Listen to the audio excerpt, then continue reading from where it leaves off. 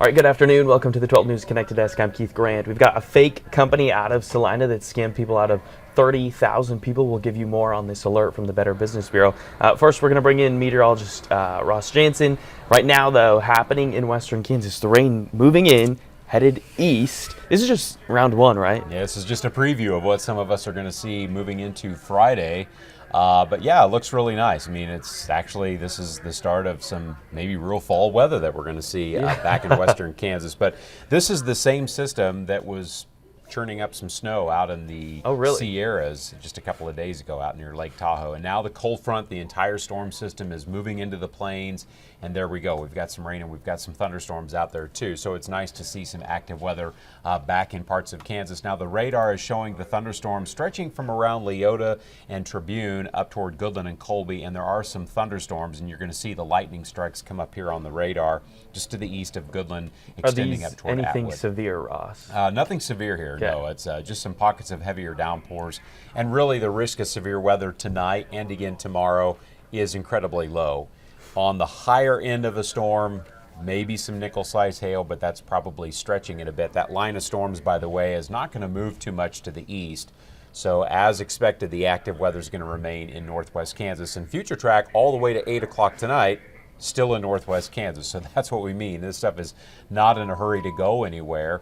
And if we look ahead to 11 o'clock tonight, it's still in northwest Kansas. So the cold front's going to be very slow to move, but it is going to move east. And by 7 o'clock Friday evening, as high school football games kick off, the cold front is right over the air capital. And we're still without any storms yet.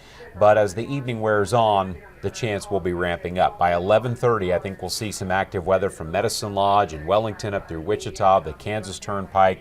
So as we continue on through Friday evening, the likelihood of rain does increase for the area. Again, it's a low risk of severe weather. At midnight, most of your storms are south central and southeast Kansas, and this should all push out by Saturday morning. So if you're planning a trip to the pumpkin patch this weekend, maybe your kids have some outdoor sports going on, we'll be in good shape once the weekend gets here. The other concern on Saturday, and it's not a big issue for us here in Kansas, we know how to deal with wind, but it's going to be ramping up Saturday afternoon with wind gusts of 30 to 40 miles an hour throughout western Kansas. So heads up here, if you're traveling I-70, you're going to get rocked by some strong winds, I think, by Saturday afternoon. All of this leading into a return of fall weather.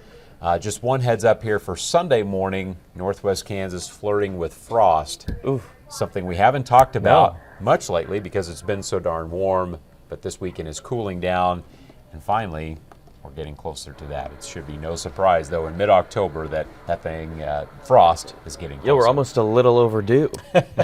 It's going to be late this year for Wichita because we look out 8-10 days and we don't see any threat of frost, which at that point in time, if it were to happen between now and Halloween, it would be a little early for Wichita, but, if it happens in early November, it's getting a little late. It is. All right, perfect. Thank you, Ross. We'll be right back after the break.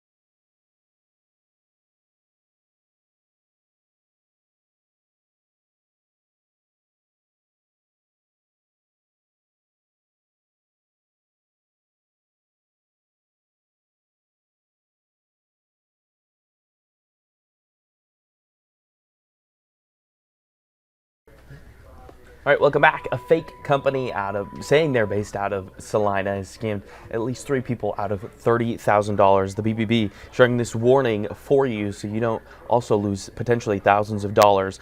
It's the Pro Equip Agricultural and Construction, claims it operates out of Salina. The city, though, of Salina says where they say they are is just an empty lot. There's no building there. The company has reportedly scammed at least 3 victims out of $30,000. The issue here, as well as after these reports, the website is still active. I've got it pulled up here for you, proequipac.com. This looks like a pretty legit website. And we want you to be aware of this fake company. Apparently, the city also receiving multiple calls about the business in the past couple of weeks. So here's how this company will try to scam you, according to the BBB. They demand payment only by wire transfer, and then when you offer to pay cash in person, the scammers refuse that, insisting on a wire transfer only. Now, once the money's sent, you never get the equipment, and in many cases, that same piece of equipment advertised to multiple buyers at once. So raking in easily thousands of dollars, in this case, 3 people, 30,000. That's what we know of. That's what's been reported. There could be more. Also, some red flags we want you to look out for. Be aware of if a seller ever demands payment by wire transfer or cryptocurrency, red flag there. Refuses to meet in person or offers prices that seem too good to be true. Those are all 3 warning signs that the company could potentially be fake, fraud. Unverifiable business locations and high pressure sales tactics are also some major red flags. All right, outside the White House today, Press Secretary Caroline Leavitt telling reporters about layoffs at the federal government, continuing calling the shutdown a Democrat shutdown. Here's what she had to say. These layoffs are an unfortunate consequence of the government shutdown. We are now on day 16 of this Democrat shutdown, and we're seeing the consequences of it every day. We've had thousands of flights delayed and canceled. Air traffic controllers, TSA agents continue to work without pay. The president tapped into tariff revenue to keep WIC money for women and infants and children going out the door. The president found a creative solution to keep the troops paid. And rather than congratulate the president for doing that, this unprecedented action to get our troops paid, the Democrats want to sue him for it. All right, that was White House Press Secretary Caroline Leavitt touching on the government shutdown and layoffs within the federal government. White House Budget Director saying yesterday that it could be upwards of 10,000 federal workers losing their jobs because of the ongoing government shutdown. That's all we've got right now from the 12 News Connected Desk. Be sure to join us for 12 News starting at 4.